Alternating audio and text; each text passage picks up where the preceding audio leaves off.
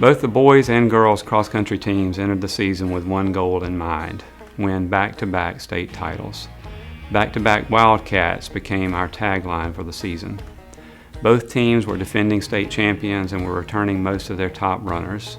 The boys were returning all of their top 5 runners from 2020 and added several strong freshmen and 8th grader Lucas Johnson to the team.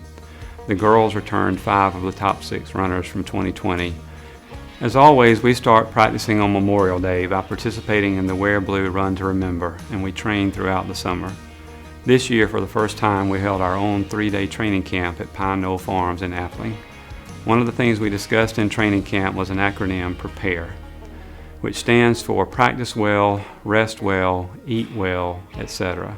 And the A in PREPARE is accept the things that you can't control. And we certainly faced plenty of those during the course of the season. We ran our first meet without one of our top runners due to COVID, had several meets during the middle of the season without Adam Lippy, our top runner from 2020 due to a heel injury. And we had a couple of meets without our top freshman due to illnesses or injuries. And then there was the Brentwood meet. Just before the girls' race at Brentwood was about to start, the officials announced that rain was on the way and that the boys and girls races were going to be combined. So the boys and the girls all started together, and about 5 minutes into the race, the rain began and it poured. The trails turned into a muddy mess, but just as we had discussed at training camp, they accepted the things they couldn't control and they just kept slogging through the rain and the mud.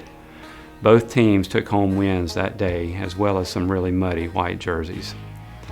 In all, we competed in 11 meets in Georgia and South Carolina and competed against 147 different teams, with schools ranging in size from the smallest private schools to the giant 7A public schools around Metro Atlanta.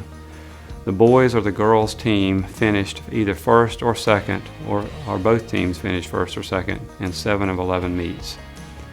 Some schools have really strong boys teams and girls teams that are not so strong, and some have strong girls teams and their boys teams are not as strong.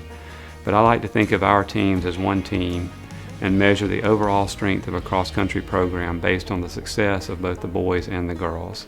And I'm proud to say that of the 147 teams that we competed against, there were only 10 schools that finished ahead of both our boys and our girls teams. The boys team completely dominated the region meet, placing 7 boys in the top 10. Senior Eli Scott was the overall winner. The girls also won region, placing 4 girls in the top 10. Senior Claire Peacock ran away from the rest of the field, setting a big PR and finishing more than a minute and a half ahead of the second place finisher.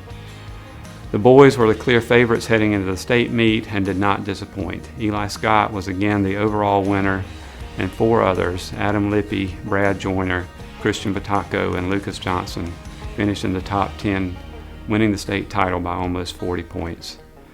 We knew going into the state meet that the girls' race was really a 2-team race between our girls and Frederica Academy, and at the state meet, Frederica proved to be just a little better than us. We placed 3 girls in the top 10, Abigail Knight, Claire Peacock, and Rachel Goodell, but it wasn't quite enough, and we finished as state runner-up. I could not be more proud of both teams and the effort they put into becoming the best that they can be, and I'm already looking forward to this fall when the boys will be looking to make it 3 in a row, and the girls will be trying to reclaim that top spot on the podium.